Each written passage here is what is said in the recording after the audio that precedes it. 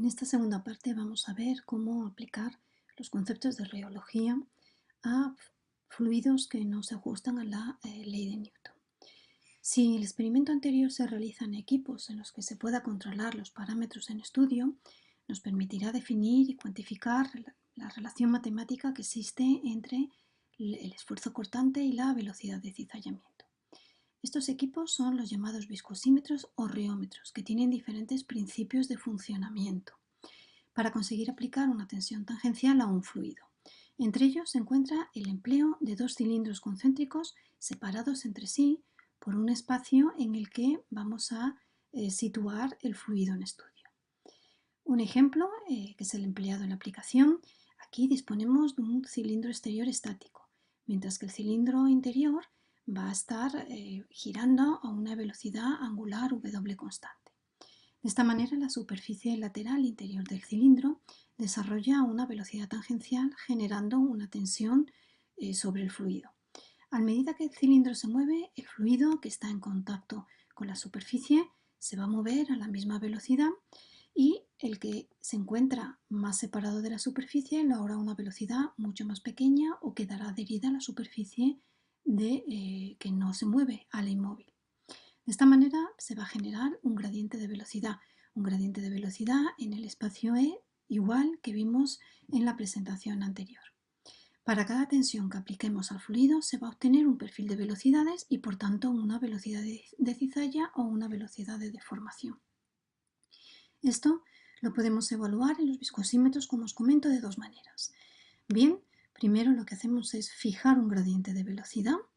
Se fija un valor para ese gradiente de velocidad y lo que se le solicita al viscosímetro es que nos mida el par que se ejerce sobre el cilindro, o lo que es lo mismo, la tensión tangencial que se ejerce sobre el fluido.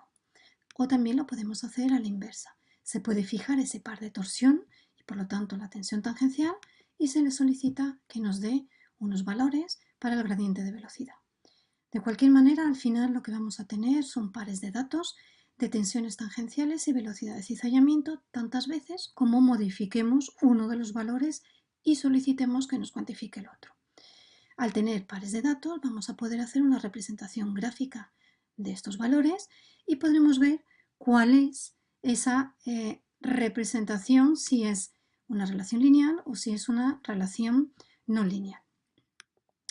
Estas representaciones nos interesan porque nos permite conocer en un fluido las denominadas, lo que llamamos las curvas de fluidez, de tal manera que la relación entre la tensión tangencial y la velocidad de cizallamiento en un fluido que sea newtoniano ya hemos visto que es lineal, y para el resto de fluidos pueden ser no lineales, como es el caso de los fluidos pseudoplásticos y como es el caso de los fluidos dilatantes.